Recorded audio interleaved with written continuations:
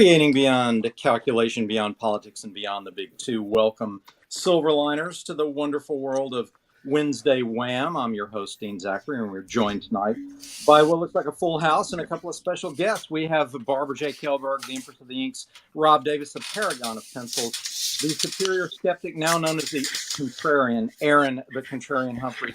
The Wizards of Wordplay are both here, Rory Boyle and Scott Wakefield, and two special guests, Todd and Scott Hoisel, who are creators of the mysterious and compelling Q Mighty universe. So we're going to be talking to them about that tonight. And welcome, everybody. Welcome, Scott and Todd. Thank you. Thank you very much. It's good that you're here. We're gonna just get right into it. I want to say that the reason we have the honor of hosting these two creators is because of my co-host Scott Wakefield, who will be referred to from now on as Swake, so as not to confuse him with the other Scott. Thank you, Dean. On the program.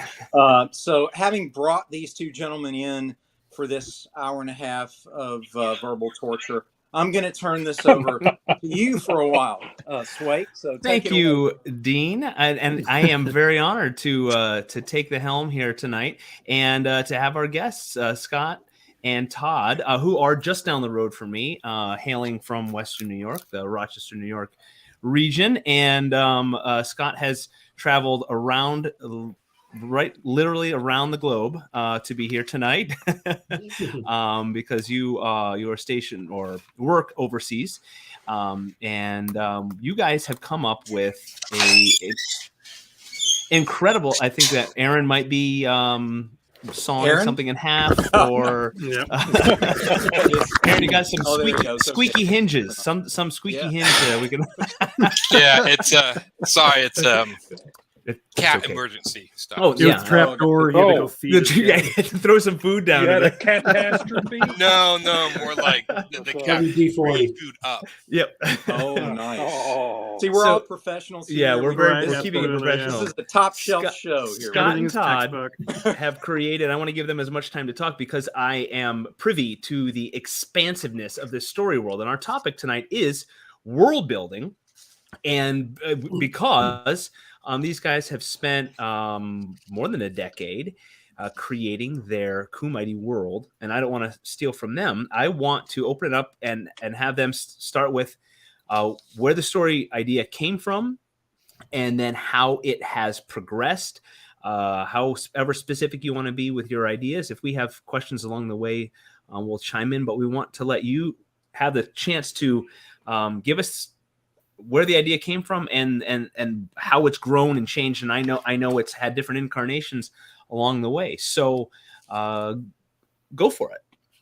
Yeah. I'll let Todd, I'll have him open up, give you the history on where we started from, the kernel of our idea and how it evolved from there. And the other team players that we brought in that had far more industry experience with world building and with the comic industry and game industry than we did, because literally we were, total outsiders, rookies to the whole process. So it was a big learning curve. So Todd, tell them about where we started around 2010 with. Well, and I'll go a little further back than that. We really started early 1980s. Think Saturday morning Kung Fu theater and late night Dungeon and Dragon type of weekends. Yes. So when we were kids, we were all about strategy games, Kung Fu theater, all this. So so we were always creative. Always, we always talked. And about 10, 12 years ago, I guess, when my brother was first living in Japan, his first stay in Japan in Hokkaido.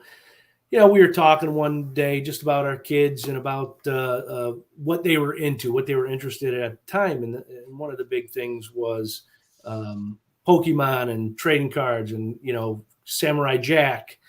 And so, these were kind of the ideas that were rolling around at the time. And then we said, hey, we could do that. Rookies, we think, oh yeah, that should be easy. Yeah. We're creative. So we, just started talking, trading ideas back and forth. And, actually the name Kumaiti is actually the seed of that was actually kumite, sparring in Japan. So, and we kind of stretched out and said Kumaiti. So that's interesting. So that's where the name Kumaiti came in. And, as we started building the story, because he was living overseas, we were into mythology, into, martial arts from around the world. We started building this world that had, and we built the characters specifically. I think that was like a big interest, building characters around all the different martial arts from all over the world, and where they were from. We tied in the mythology from that era, and just started weaving these ideas together. You get on this stream of consciousness, you're just talking about ideas, and that's kind of where the idea started. And then when we started getting serious, we started putting pen to paper and writing ideas down. And this was focused when we were driving towards a collectible kind of card game. So we had some differentials we wanted to throw in there is some innovation beyond kind of like playing the typical Magic the Gathering or Pokemon. So we came up with the premise of the game, since it was a collectible card game, and you've got character sets and locations and all that kind of stuff, and that's what Todd was describing, that we started developing these characters, these different locations, and each one of those characters had different qualities with regard to fighting and performing within a game. So we knew it was a collectible card game. We started doing research on that industry, and we said, "Oh, look at the Godfather of collectible card games, Richard Garfield. Hey, he looks pretty successful. Let's see if we can get in contact with him." So I started making calls, and we finally did. I found a woman. I think this might have been early LinkedIn. I found a woman that probably MySpace, right? Yeah. I found a woman that had worked.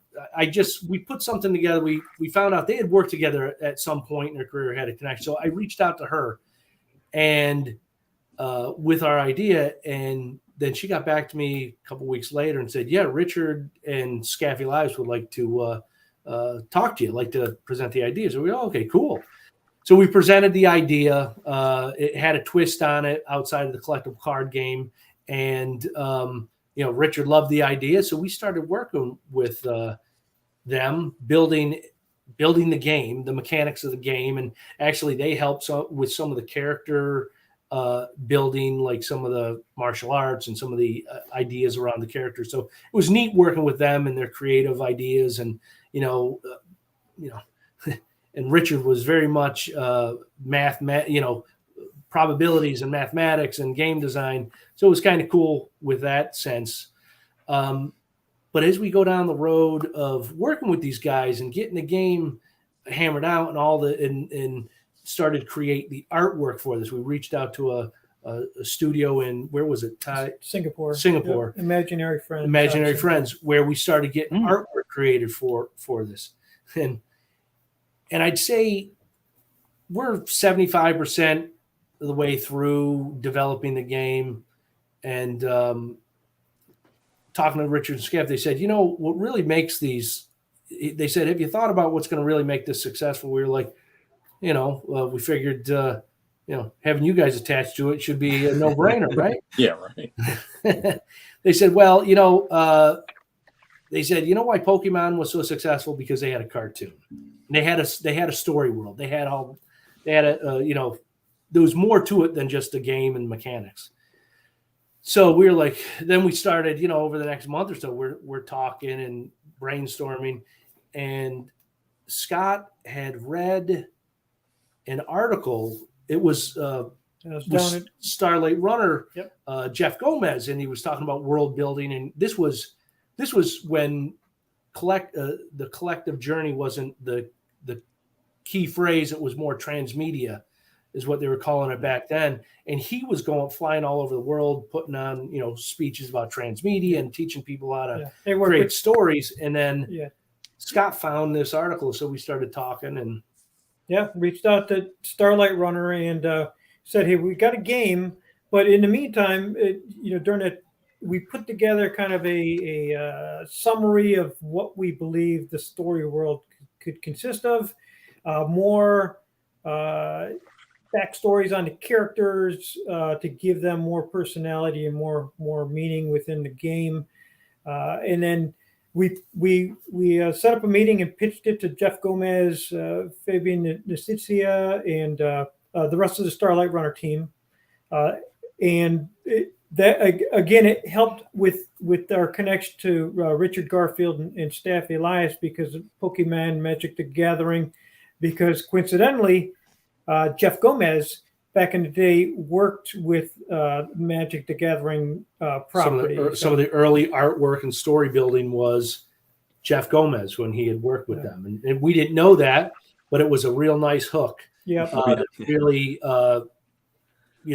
got Jeff and Starlight Runner interested. And, I think you probably know Starlight Runner. They're responsible for some great properties from Halo. They've done even some Pirates of the Caribbean story building. James Cameron's Avatar. Yeah, so they've had a pretty good track record in story building, and we said, that's exactly what we're looking for.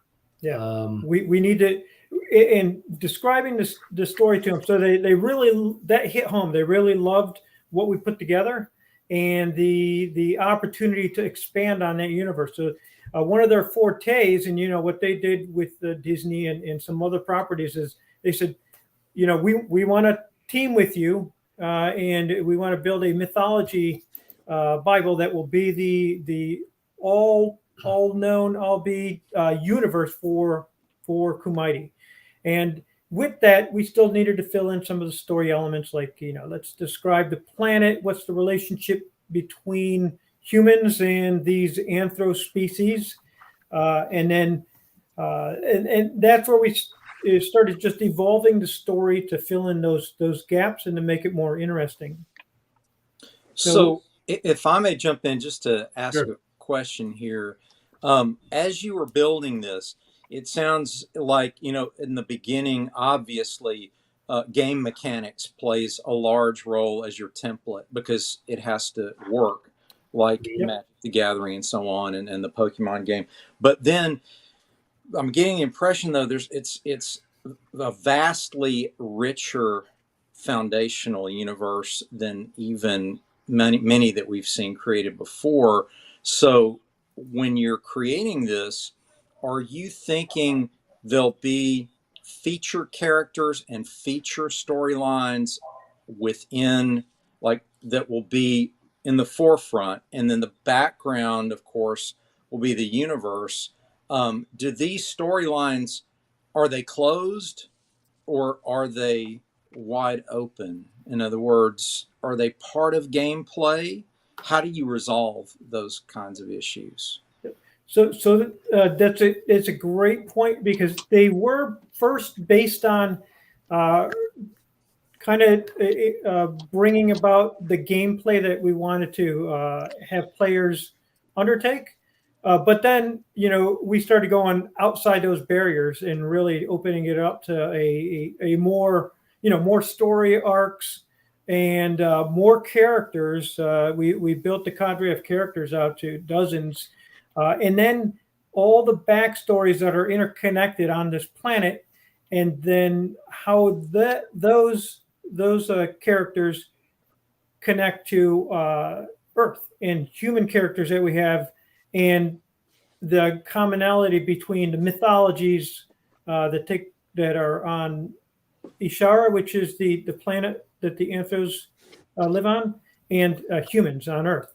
So that's and so what we started doing as well is, one will notice throughout the characters' bios, throughout the different storylines, story arcs, we have touches of all different examples of different mythologies, not just Sumerian, not just Greek, but probably probably up to about 20 different mythologies that are around Earth. We have Right. hooks into those with regard to character names.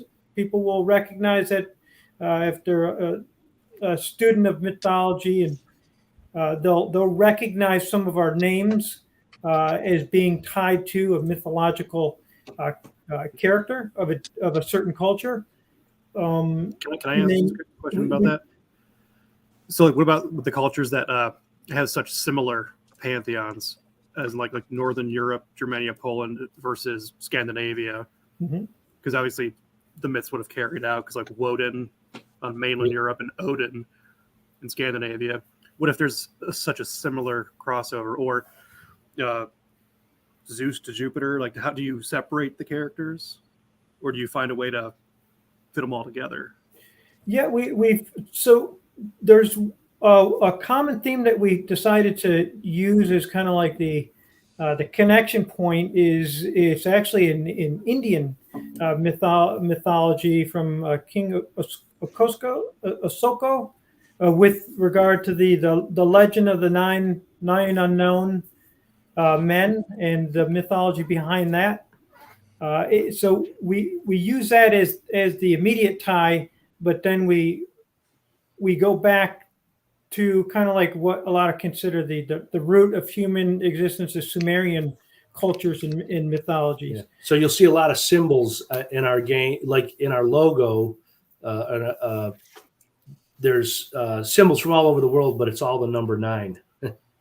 Oh, Yeah, very significant number within our in fact, story. Ku is the number 9 in kanji, I believe. Yeah, in Interesting. Japan. Can we show Barb or Dean? Can we show some of the website while they're talking? Because that's good stuff. Because the imagery is really cool. I've shared the link, Barb. If you can bring up that just the quick trailer, you can see sort of the tone. I don't know if it'll share, but we can certainly try. If not, we can go to stills. Which logo are you using? So we have we have a couple different. Oh yeah, so you can see. Yeah, this was the very first video we put together.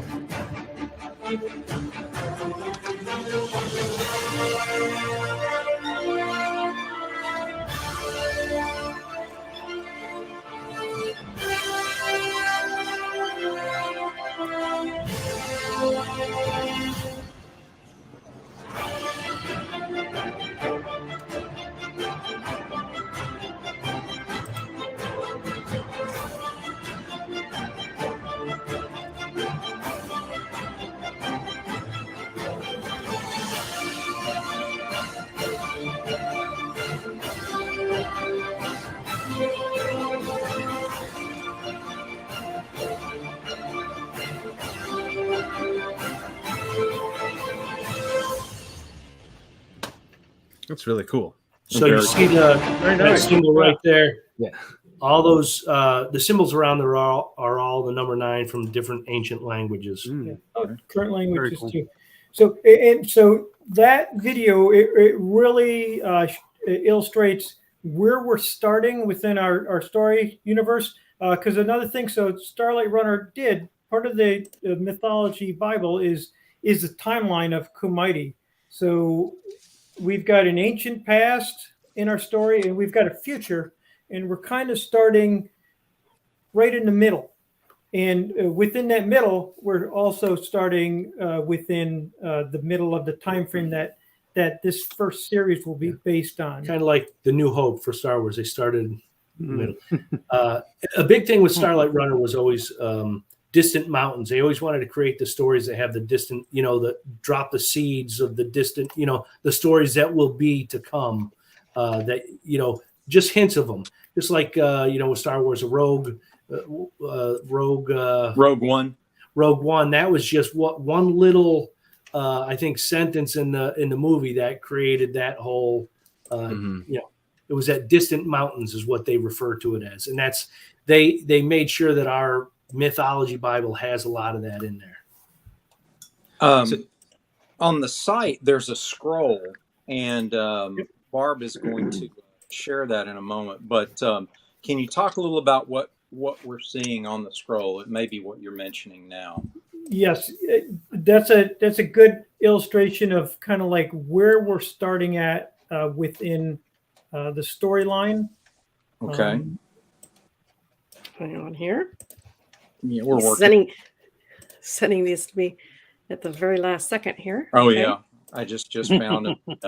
Now, what this does is this gives us sort of a historical context. It when does. in the history of this, where do we jump in to the flow of the storytelling? And from the preview, it looks as if we're entering near the end. Ashara is in peril of destruction, right? So we're heading toward their apocalypse. Yes. Is that fair to describe it that way? Yep, that's absolutely fair. So you see the three different reigns. So the reign of the coup, that's with this scroll depicts what's in the middle portion of our overall timeline. So there's even more before this, more beyond this. But we are starting issue 1 of this series. So we're starting, it's basically between the 5th formation of the collectors, and there is still part of the 4th, the Anthro Wars, that is still ongoing. Okay. So where issue 1 starts is basically right between those. Okay. And in a nutshell, so as I mentioned, going back to the legend of the 9 unknown men. So there's good suspicion that those could be what we're referring to as this master race called the coup. Okay. And if you see on the first side, the reign of the coup, they start out. So it looks as if maybe they're sort of not terraforming the planet, but they're populating the planet. Okay. And they start off with a first run of species called the Naga, and they're more reptilian type of. And for those who know mythology and Naga and the reptilian type of anthro species that will bring to mind, that's exactly what we were creating there. They, as you can see on the second era, they find that the Naga, they're not compliant with maybe the expectations the coup had for what they wanted the Naga to do, whether it was more like a slave type race or something. But there will be some disruption there on Ashar because the Nagas, there's a mutiny, and there's an overthrow of that mutiny by the coup, and they created a second species called the Anthros, and that's where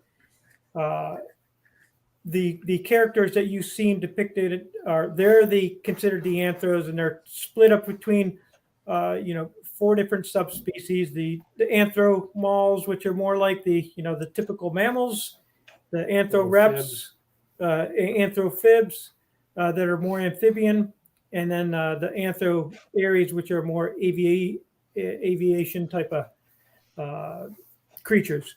Mm-hmm.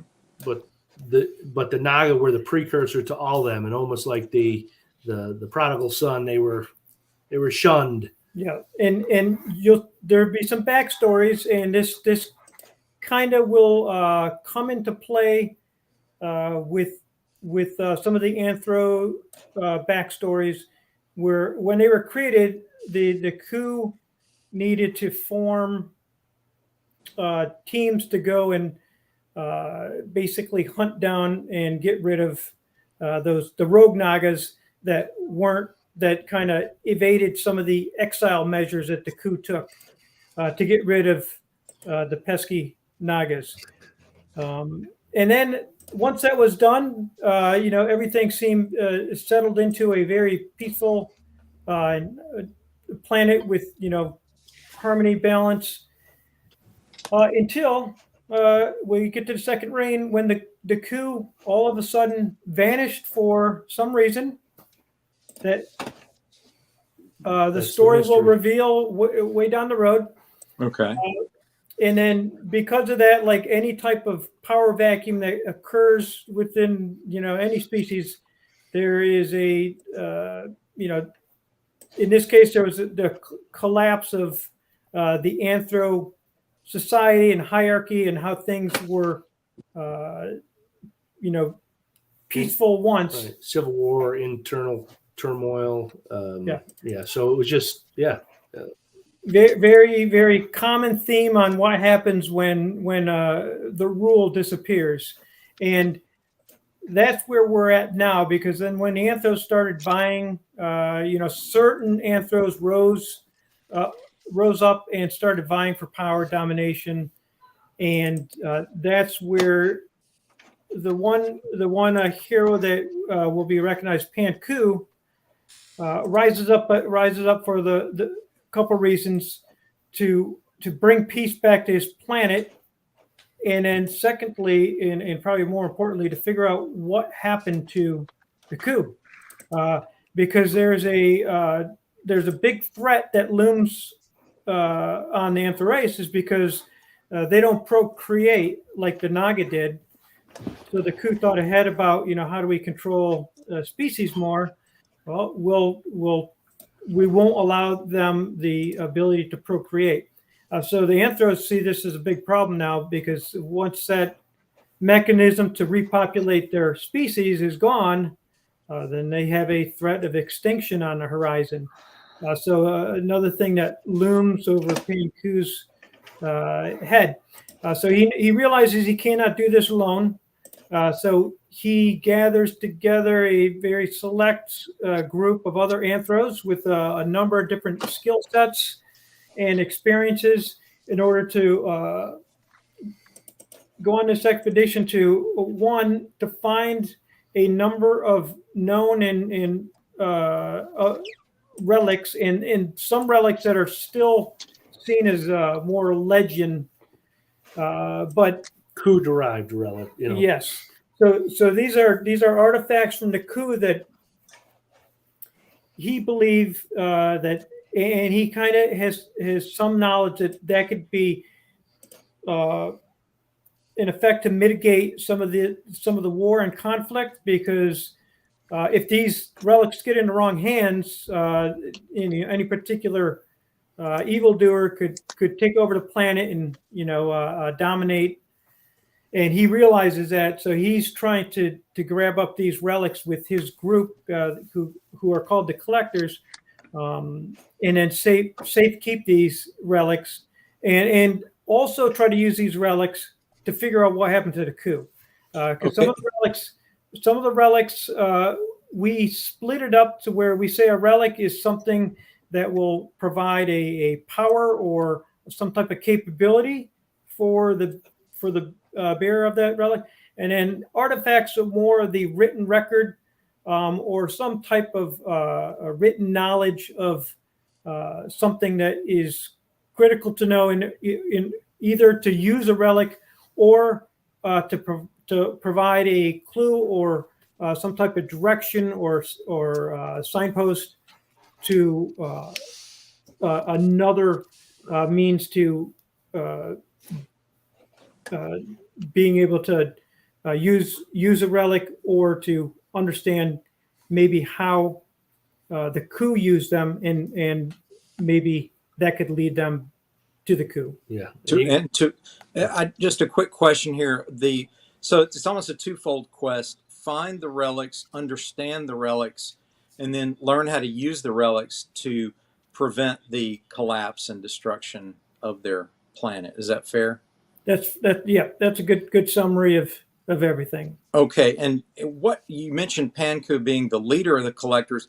I'm curious, what anthro species is that character, and is he featured in this group illustration? He is. He's on the website, but he is the character all the way on the left behind the elephant character. Oh, I see him. Yeah. Yep. So that is Panku. Okay, so is it fair to say that invokes imagery of a minotaur? Probably not him. Okay. But if you go to who is his chief, like his master at arms, and his security, if you go to the character next to the rhino, Okay. The two swords. He's a bull, so he is one of 9 Okay. of the Minotaur type characters that are within the story. The other one is the key antagonist, and we've got featured art of that character as well, and he'll be front and center in issue 1. So issue 1 will you'll see Panku and his collectors, and then you'll also see Apophis, who is the one that is also has a connection to Panku, and that will be revealed. And he's the one that is also seeking those relics, but for a different purpose. Okay. You guys have like looking at this. It's almost, Tolkien-esque with your lore and how you're adapting it, and then the depth with which you've created this world and creating these characters as the foundation. I really like that. I really like character-driven, deep, three-dimensional characters to drive the story. And you've created this foundation of amazing characters with stats to then build your story world on. It's a very cool thing. We deviated from your timeline here, and you guys had been working with Starlight Runner to create your world, to create your characters, and pick up back there if you don't mind. Sure. So yeah, we started. We developed the characters with a kind of a shallow backstory at first, because that was primarily we were just driving it, getting a number of characters for the game property, because that was one of the requirements we were trying to achieve, is a lot of characters, because that is something that our game used in addition to some. And we have a catalog. The characters we see here is a small sampling. Because of the game that we had created, we have probably 100 characters, I bet. Yep. And we've created small stories for each one of them, but like every myth Bible that you create, the Starlight Runner, it's an evolving document where you'll build out backstories as they present themselves. Sometimes you're telling a story, and then a character will start to grow with that story. Just that's the myth Bible is the version 1, and then we'll keep building as the story builds. And I started this, like Todd mentioned, in my first time living in Japan, where I dove into the Japanese mythology, and was able to extract a lot of very interesting info from that experience. And then from Japan, we moved to Germany, and Germany, I got to travel around Europe and Africa and the Middle East and such. And all during those travels, same thing, very interested in mythology, different cultures, and just started collecting different information about those mythologies, and then enveloping them into the backstories and into the different characters, and then just started trying to tie different elements of those mythologies together. And then also connecting that to our fictional Anthro Ishara world. And that was definitely a progression over probably about 4, 5, 6 years, just doing that. So it was a lot of time just developing those storylines. And you'll see here on the logo here, you'll see there is a bit of science and sci-fi in there. That's actually a triple-stranded DNA right there. Oh, go back up. So there. Oh yeah. Yeah. I see that. that will come into play. And as you see, these are genetically produced life forms that the coup have made. But there's a genetic connection with our human characters that will come into play series down the road. And that's a significant. There's a significant reason for that. You talk about in your travels being kind of singularly focused. I kind of like I like that. Knowing so, and Rory I know is the same way. Rory and I will be with Steam Patriots. He'll be somewhere historical or whatever. Something happened here in 1770 whatever, and he'll send me a text message. We have to include this somehow, and 99% of it doesn't get included. but it's fun in this story world creation, like gleaning just little bits as you go along. And you guys have what's that? We've been there. Just you grab little pieces and you put them in there in the mix. Maybe they make the final cut or not, but they were neat to throw around while we were exactly. Or you try to, even if it can't be in there, maybe you just that nod, that hint to something. But what it really does is real deep cut. Well, yeah. What it does is it makes your world more real. And that's what we're like, the detail. You're living in it, and all your readers can those fine details. I mean, it's the difference between like a Saturday morning cartoon versus something like a Disney cartoon, and the amount of effort that's put into the art and the characters and the facial expression. We're talking just visual. Just those details bring everybody in, and you guys, you're living your world, and it's fun as a creator. I wish everybody out there who could write a story. I mean, some people think we're crazy, which we are, but living in a story world, and you live there. Your brain will just go there, and you imagine what your characters are doing, and how, like, the setting you are in, how that could be translated into a feeling or a scene or a realm. It's fun. And you guys clearly like the depth that you've gone to create this. So wake up in the middle of the night and jot down a note. Exactly. Yep. Yeah. So and then you wake up in the morning like, what the? You guys can't probably see this on the small screen, but each one of these characters has a little write-up underneath them, and they're so well thought out. And, it really explains each of their personalities and then a little bit of back history. How many characters do you have altogether? Oh, wow. Yeah, we've got probably close to easily over 100. Geez, because there's only 9 here.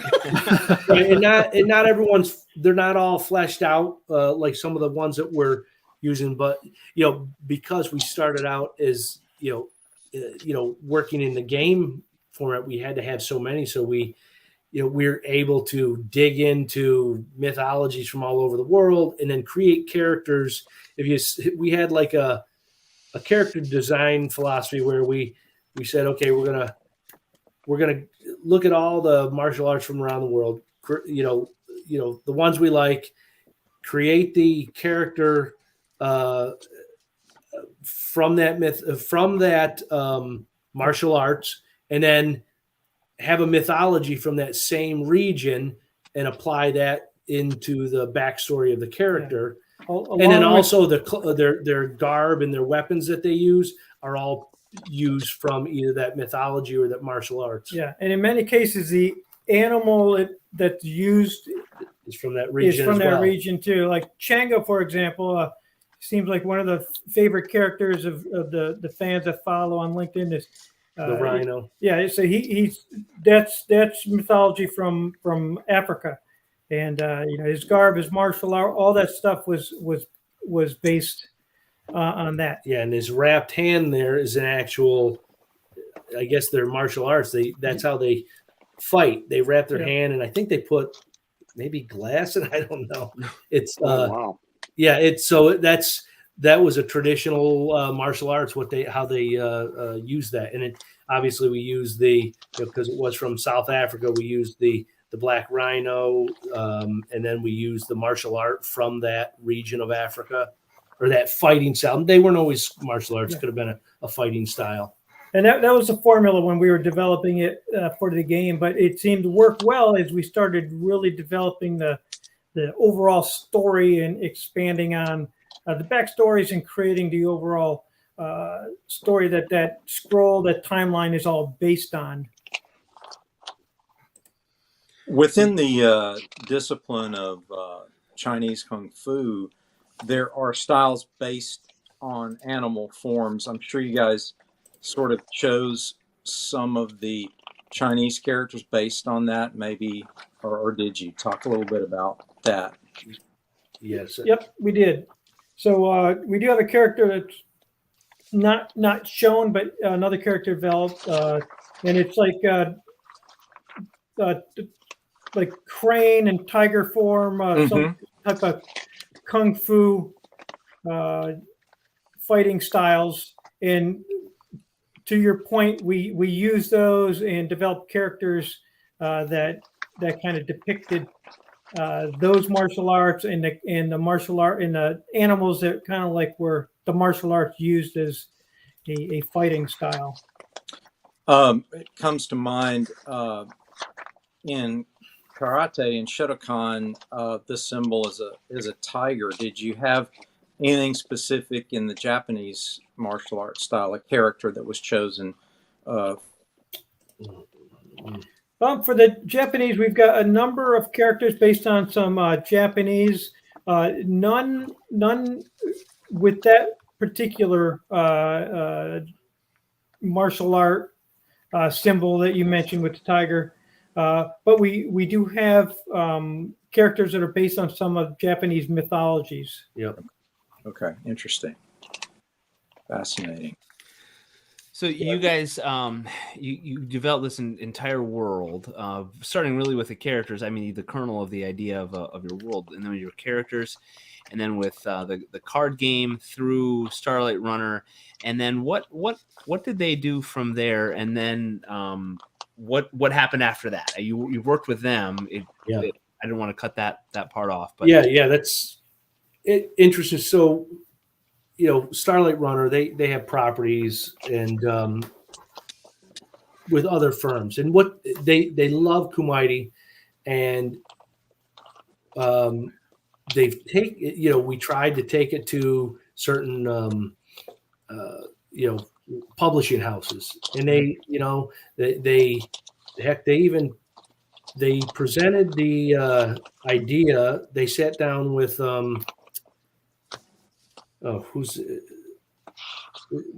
their Hollywood agent, who is the United Talent Agent, UTA. So they worked with them. So they met with a lot of different people in Hollywood. A lot of people loved the idea, but they just didn't, it just wasn't, didn't hit the right timing, whatever it may have been, and I remember one thing, Mark Pensavalli from Starlight Runner said to me, because don't get too discouraged. It took Spielberg 20 years to make Lincoln. Yeah. And I was like, that's not making me feel better. But you just have to get turned down 100 times, and we said it wasn't going to take us 10 years to get ours out, but 11 years right. later. Yeah. So we've knocked on a lot of doors, had a lot of meetings with toy companies, and everybody loves it, but just didn't love it enough. And where they wanted to do the big investment. Yeah, because it's a big investment. Yeah, and therein lies why we kind of determined. We said, hey, a good method of entry is the comic book, because of the characteristics of we're different producers, or they can take a comic and they've got a lot of flexibility and ability to adapt that comic into what they see as a film or and that was always in the plan, anyways. But it was more after we got some of the other things going. But so a lot of times, if you want somebody to pay attention to your project, you do an elevator pitch. If you had 20 seconds to pitch this to somebody, how would you do it? Oh boy. I think we actually have a pitch Bible. Yeah. That we've taken. It's not a 20-second pitch Bible. You've got the length of a couple of floors on an elevator to give this pitch to somebody you found yourself. It's a small building, very small. Yeah. So one of our tags is Earth's true history disguised by mythology.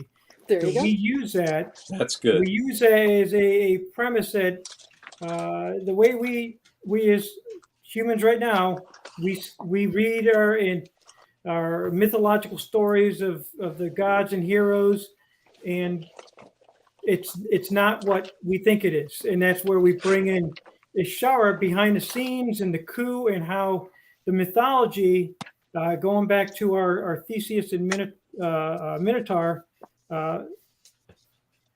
scene, that will show that exact statement, why that will ring true within the Kumaiti story world. Right. Could one understand it as the true stories behind Earth's mythologies?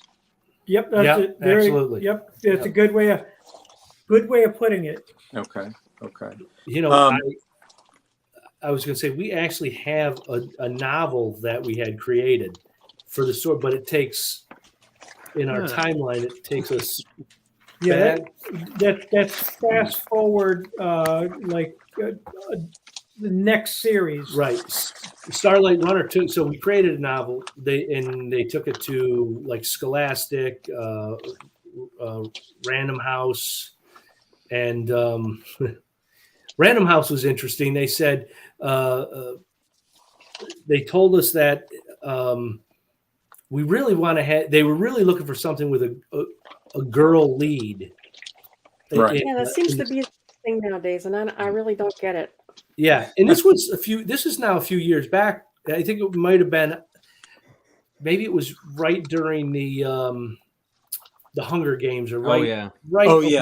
Okay. And I mean, I'm all for women protagonists. Me too. Absolutely. I'm a huge fantasy fan, and I listen to audiobooks and read fantasy books, and I would say right now it's running about 80% female protagonists to 20% male protagonists, and I like a 50-50 mix. I don't. Me too. I did too. Yeah. I like to be able like to the choose. real world. Yeah. Yeah, thank you, Rob. The real world. Thanks, Rob. Yeah. The great thing is, so we said, hey, that plays well with us, because we, on the human side, we've got Cooper and MK. MK is one of our female protagonists, and she is right up there with Cooper, but they saw Cooper as maybe the more leading element in our story. They were always equals in terms of the value they brought to the story and the significance of what their characters were within the Kumaiti story. So they requested a retool of the novel one, and that was something that was being worked, and we said, well, let's push the pause button on that, and we can get to a area on the anthro side, which we do still have a very good mix of female and male type anthro characters that are significant within the story. And going with anthro type of characters, it's always nice, because you don't have a lot of other of those type of demographic things that you need to make sure is worked in. They can be whatever you imagine them. Right. It definitely made it easier, but I still love the first story that we did on it, and I think we had, like, MK, our female character was a strong character, but they want whatever, for whatever reason, it didn't play out, and that's where we are today, and we're that's how it goes in working with those big houses. They set the narrative for a lot of the industry. So yeah. And with just life and us, because this was kind of a hobby to us during this whole time. It's something that we wanted to really take serious, because we really loved it, and we still love it. But there was a lot of long pauses in between some of the life got in the way. Yeah. It does that. I hear you there. Moved overseas 4 different times between that time frame when we started to where we're at now. Raised kids, because it's so when you guys find your rich patron, please let us know. Yes. We're looking for a sugar daddy because too. we really. I'm looking for an old rich widow with a bad cough. Yeah, I was talking to Elon just the other day. Hey, buddy. Hey, It's been a while. Well, the lottery, the Powerball is up to 700 million. Oh boy, there you go. You can't win if you don't. You can play. tweet them now. Right. Yeah, that's right. That's right. Yes, at Twitter. I was going to ask you guys in terms of narrative. Obviously, game mechanics still play some level of priority in your strategy here. When someone is playing the game version, the game mechanics version, are the players allowed to play leading characters? They play peripheral characters, both. How does that work together? The closed narrative. Yeah, interesting you mentioned. So the game has that's still on the shelf. It's like 95% completed. But after we pushed the pause button on the game property, because we wanted to lead off with a story world, and build a fan base on that, and then bring the game in later. And an interesting piece with the game and the game mechanics. The real hook that got Richard Garfield was we created a collectible card game like his, but we added an element to it, what we called a diceoid. Okay. And it was what do I have? Give me 1 second. I can show. Yeah. There were actually little versions of the characters. They're versions of like Chango, the characters we have in a story. Okay. And if you ever played what is that donkey game? No. Oh, D&D. No, Past the Pigs. Past the Pig. Okay. Yeah. Oh man! Wow, that's an oinking leaner or a leaning oinker. What's that? Oh, that thing. Yeah. So that's an interesting game. So you can't see it really here. Great on that. Oh, am I in front of my? Go up in the camera. There you are. Yeah. That's Chango. Oh, yeah. Yeah. Oh, cool. Oh yeah, I can see. So this this little what we call a diceoid, when you roll, part of the game was you like a collectible card game, but the one random generator for the game was you roll a certain number of these diceoids, and the way they land, they're all designed based on the probability of how they land. And the way they land will determine some of the outcomes of each play. Yeah. Okay. And Richard Garfield loved the idea of using these characters, diceoids, to use as a random number generator for versus just using a dice, because you could just use a 6-sided dice, because these are designed to land in 6 different. Wow. 6 different. They'll land on the head. They can land on. How do you figure that out? In the back. Well, a lot of trial and error. We work with 3D designers. We mold. We had one guy from the U.S. Mint, I think in Philadelphia, was one of our molders for a while, that was creating little characters, and we would sketch it up for them and say, we need this, and and when they were designing it, we'd have them. They give us it, we bring it back, we test it. The probabilities are off. Can you just tweak this arm down just a little bit, because we want it to tip on the head? We want 5% more probability of him landing on the head, or so. It was an exercise in tedious work, but it was cool. It was cool. They loved it.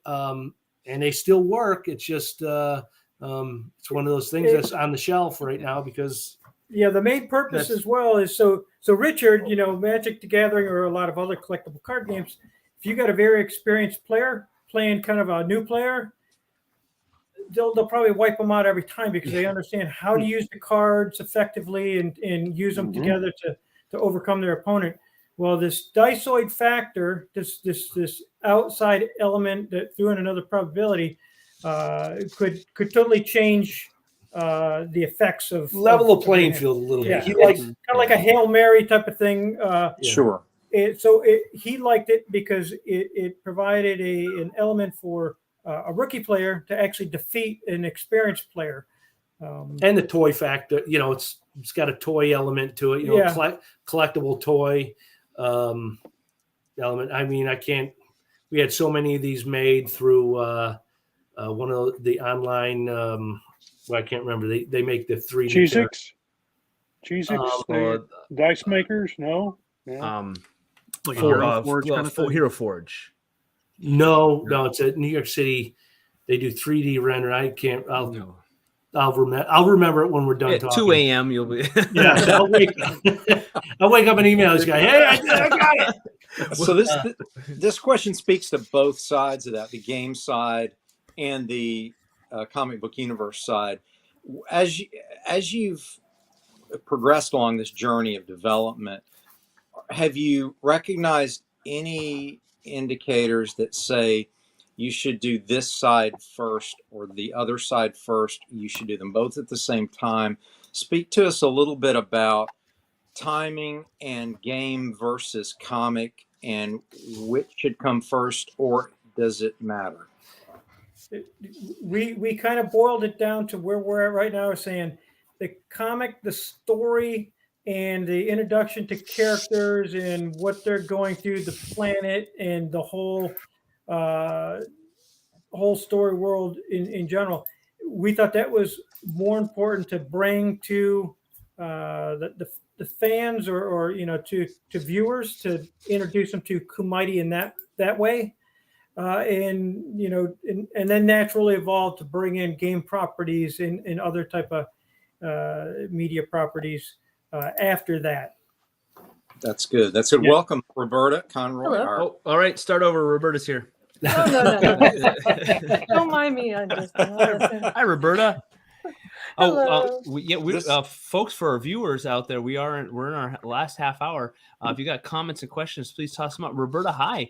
We're talking with Scott and Todd Hoisel, the creators of the Kumaiti, a expansive story world, and their subject tonight is world building. But we've of course we've zigged and we've zagged about character creation and all the things that come in. We could talk about this probably for weeks, because they have created quite the world, quite the story world that's immersive, and the characters, their main cast of characters, have a huge depth that really this world kind of feels kind of like a limitless world where you could just you could have this person's story, this character storyline, this storyline, that storyline, and when Barb asked you to distill it down to 20 seconds, that's tough. That's real tough. The closest I got, Roberta, just for clarity, was what if Earth's mythologies had a true story behind them that took place on another planet, and we sort of gathered a lot of those true stories and they became our mythology in terms of regional cultural mythology. So there's a little bit of Japanese, a little bit of Chinese, a little bit of Norse, a little bit of Greco-Roman, and so on and so forth. But it's very much based on martial arts. So that the name itself, Kumaiti, is a play on kumite, which is a Japanese word for fight when you're about to fight in a contest. But that's just so tip of the iceberg compared to what these two gentlemen have educated us on the entire night. I just wanted to sort of find a quick way to bring you up to speed. That was perfect. Thank you so much. Sure. I appreciate that. It's just a kernel. It's because this world, I love. There's Randy Ingermanson has this snowflake method that I've talked about before. That he starts with your elevator pitch there, your 20-second, your 15-word description, and then Randy's a physicist, and so he talks about probably all these numbers about creating these designs where you take a triangle and then on every flat side make a triangle and every flat side make it, and it becomes what you've created. You start with this one line, which I'm sure it wasn't how it worked in your brain because you originally came up with these ideas for characters. Right. Did you expect your world to get this big? Not at first, because we had main characters that we developed the stories around, but then when we did move over to the comic side and we reflected back to, we've got like 100 different characters that we could work with, but how before there were a lot of them were individual type of characters that didn't have any type of linkage to other characters, but we needed to start developing those type of linkages to create the story world on Ashara. That's difficult because we wanted to do it right, and that is still in the works actually, because we have other characters that will slowly play into the world, into the different story arcs. But originally, we had a handful of characters that we wanted to use for the base gameplay, because we only created it was card deck, so there had to be so many characters within that card deck, and they had different moves and things like that. And we have spreadsheets, Excel spreadsheets. I can imagine. Yeah. Characters with their probabilities, with all their attributes. Now you're talking my language. Yeah. I'm also the CFO. Yeah. I'm an artist and the CFO of Silverline, so I spend a lot of time with spreadsheet is not my language. Yeah, well, when you're working with Richard Garfield, that's your language. Yes, right. Yes. I would have to pass that. Okay, have fun. What you guys have done though, and Dean talked about. Actually, were we live when Dean was talking about it? The modern situation, and I speak as if I have depths of knowledge, and I've been in the business for a long time, but the world we live in for creatives really is, unless you're a Stephen King or a J.K. Rowling, you've got to be everything. It's rare that the big guys pick you up and you have a publicist and you have marketing and you have the millions of dollars. Now you've got to do everything. And what they want is, they being publishers everywhere, far and wide, is they want a ready-made product. They want your fan base, which is like built-in fan base. They want you to have your fan base when you don't even have a product out there, but they want that fan base. They want the followers. They want the story world. They want everything. So if they do have a publicist, they want what you guys have created. That folio. You could hand them the 3-ring binder, a foot thick, which you guys have, and you've done all the work, which is really amazing. And now it's going to be coming live. I want to get into plans for the future and what your plan is for a launch. I don't want to jump ahead if anybody on the stream wants to backtrack a little, but we're jumping ahead. We're at a point now where all of this is culminating, and your plan is to do a Zoop campaign. Zoop, I don't know how long they've been around, because honestly, it wasn't until you guys mentioned Zoop that I had heard about it. But in September, when I was in Daytona, I mentioned Zoop a couple times because I was talking about Kumaiti, and people say, "Oh yeah, I've heard of it. It seems to be catching some traction as a." Well, go ahead, describe what is Zoop and what's the plan for the campaign. So Zoop, I ran across them, and I can't remember how, but I found them in. They are a comic graphic novel specific crowdfunding platform. So very focused.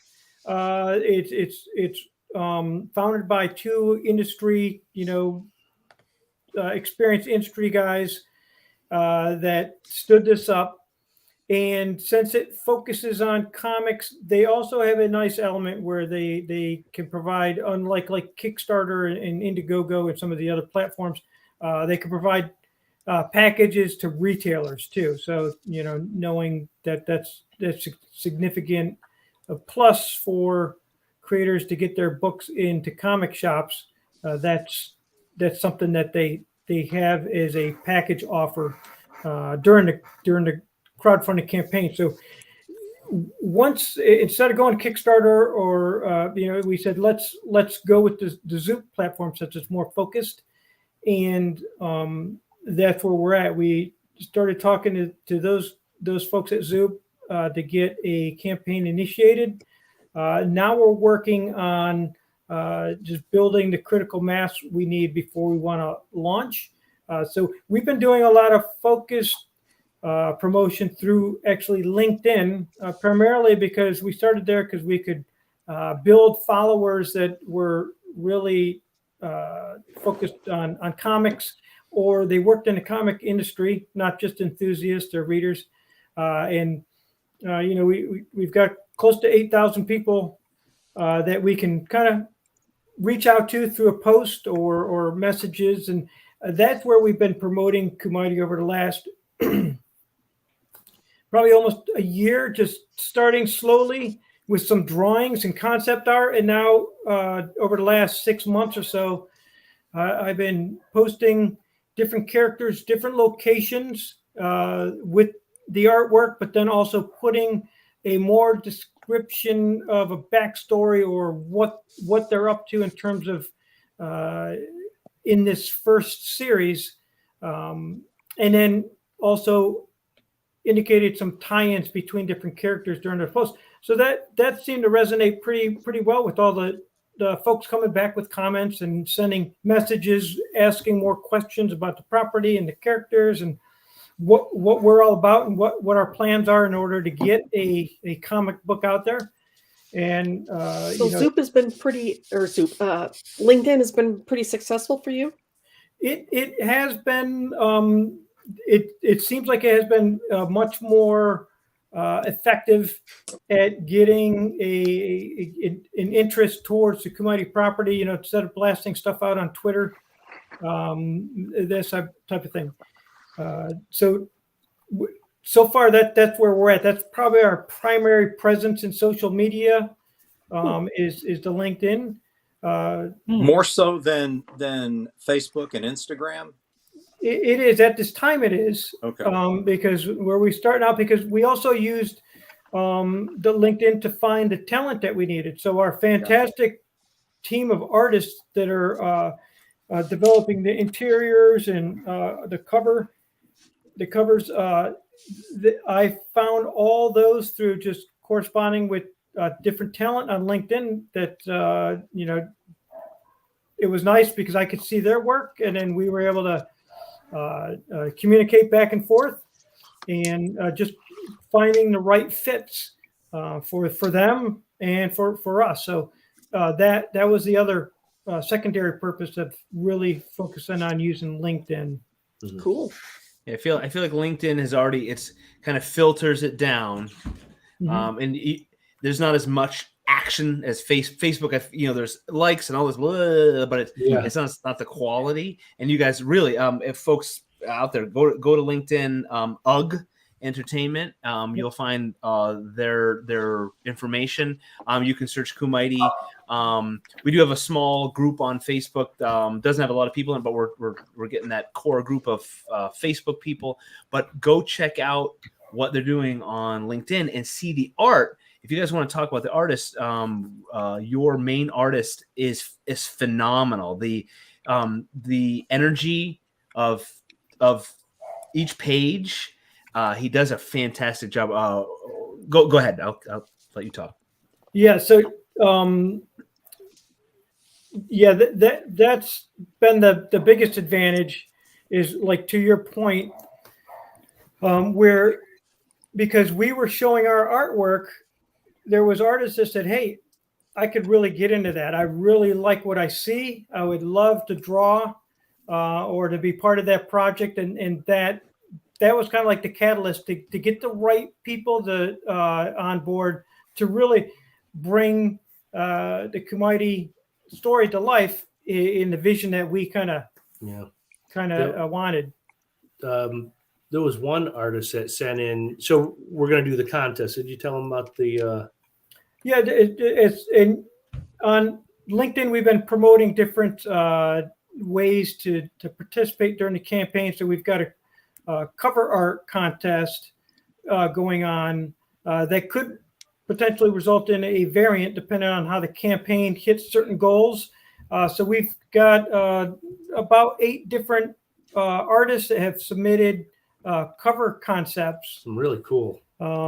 And they'll be right alongside. We've got another well-known comic industry cover artist, John Boy Myers, who he's working up one of our variant covers. Whether it will be available during the Zoop campaign, that's still up in air, depending on timing. So the opportunity that we're offering some of these other artists are to provide another variant in for issue 1 or issue 2, and that was a great way to really communicate with some like-minded,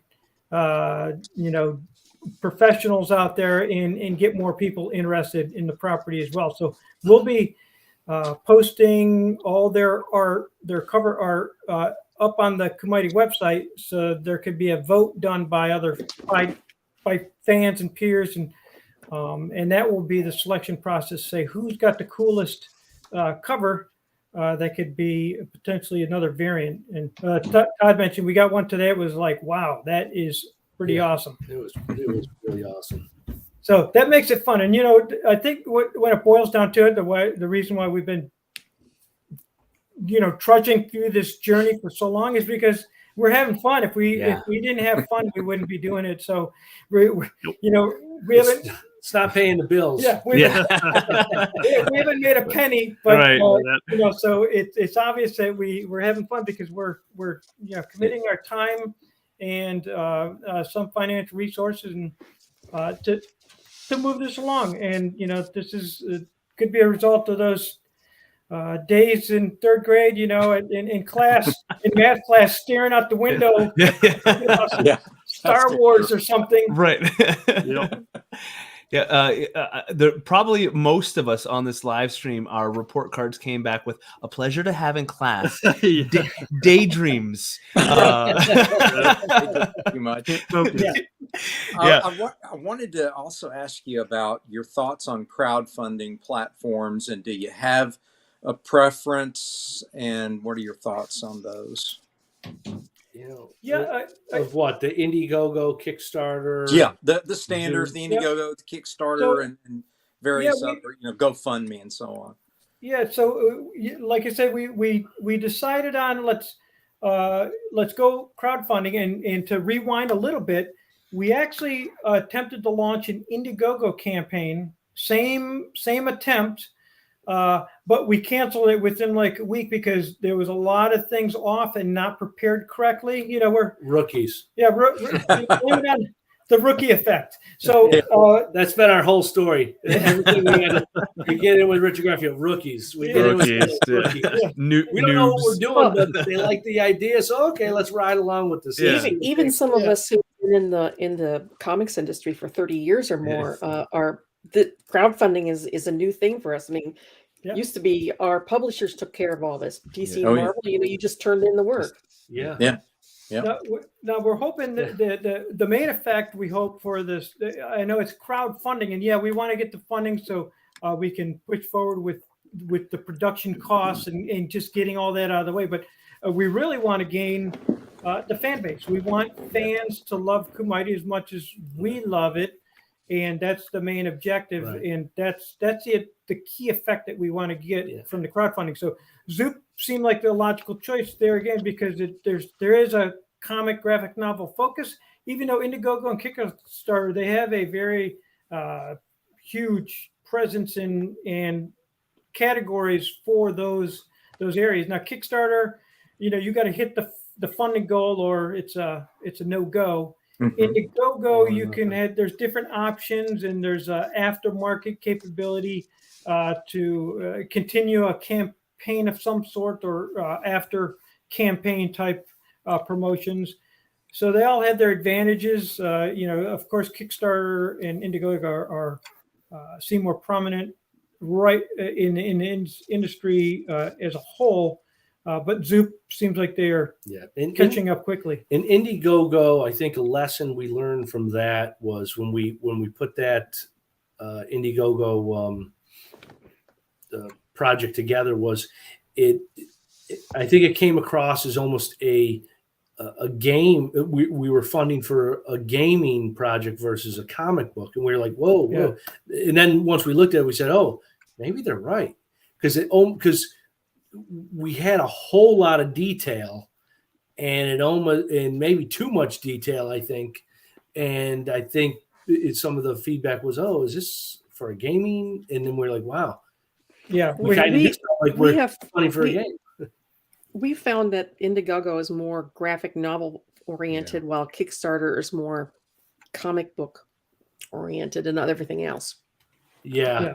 And we haven't done Kickstarter, but we're open to trying everything. Sky had found Zoop, and they said, well, it's focused on that. Maybe that's the play. Again, it's trial and error. I mean, that's been the story of our life. Absolutely. Yeah, and we have a multi-pronged strategy.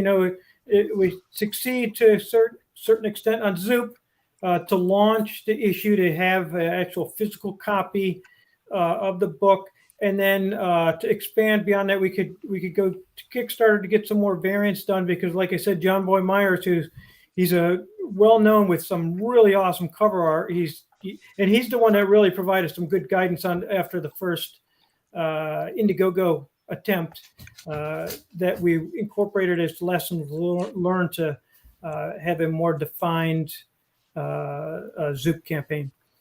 So that's good advice. We're always looking for options for our crowdfunding our projects as well, and it's good to hear opinions of others. As we're getting close to wrapping up the show here, I want to open the floor up for others who may not have had a chance to ask Todd and Scott any specific questions that we haven't covered. Rob, have you got anything sort of in your head that you want to run by them?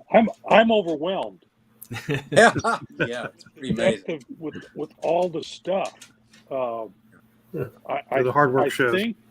I think Barb. Well, I think Barb having them come up with an elevator pitch, kind of that brings it into focus. There's so it distills much it down. Yeah, it really does. It needs to be distilled, because I'm sorry. At one point, I started wandering. My mind started wandering away, because there's just so much you're putting out there. It's very detailed. It's great stuff. But when you're trying to sell somebody who isn't as ingrained in this as you are, you need to distill it down. And so that's not a question. That's advice that I'm trying to give from an outside source here, is that I think you need to do more of that in order to and then once you sell somebody on the idea, then you can start, getting more into the depth of it.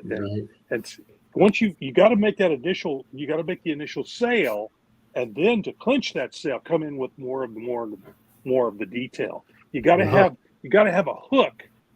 You got to have some really simple hook to pull them in, and then you sell them. Then you really reel them completely in with the details and how much depth you. You're absolutely right. There's so many entry points where sometimes it's over. Do we enter here? It's overwhelming. It really is.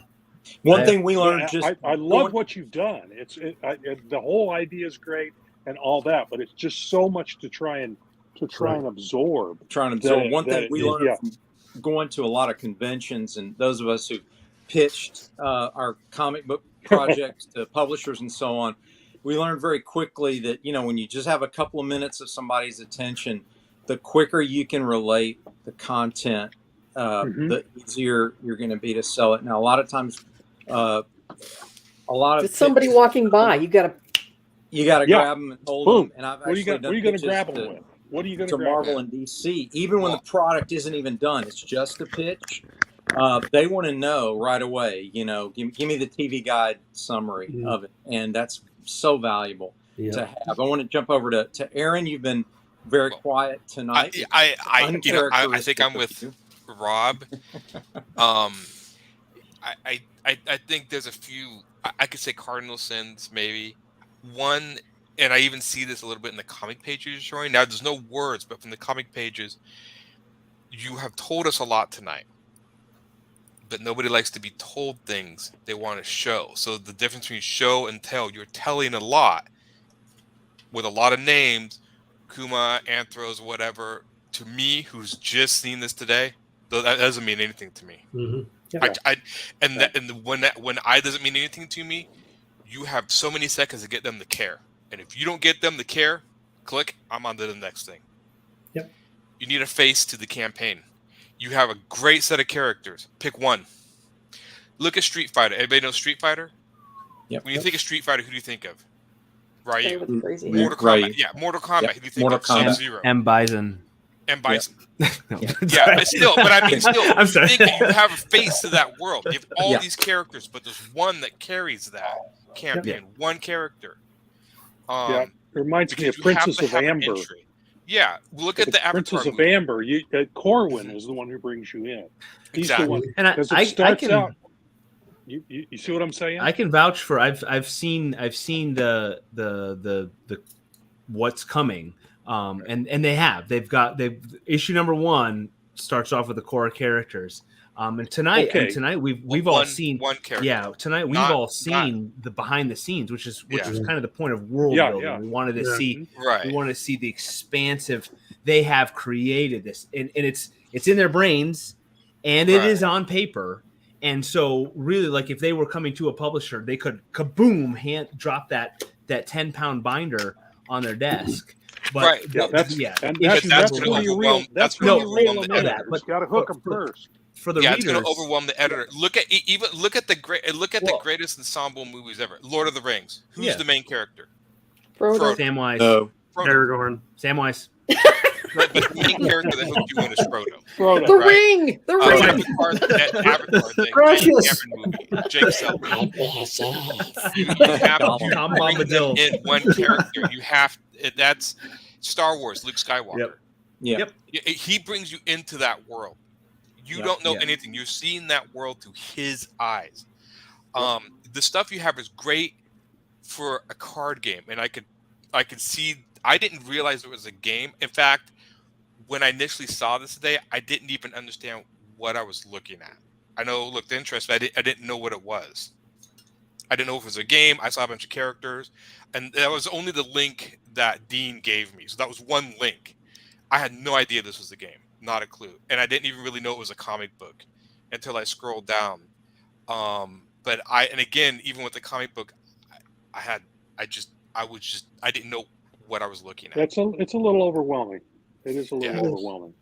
I'm not trying to go out because I think you have great stuff. I just think I you agree. need to bring a I face. love your website. It's wonderfully so well done. It's Yeah. very well Very done. well I done. think. Yeah. I think Take overall, the character, do that. The Rhino character, people like him, make him your main face. yeah. The visual hook. You know, people respond to other human beings. This is the thing. I like worlds too and stuff, but people don't respond to world building. They respond to people.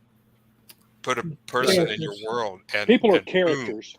Characters. It can be an It can be an anthropomorphic, character, yeah. but maybe Exactly. possibly- Yeah.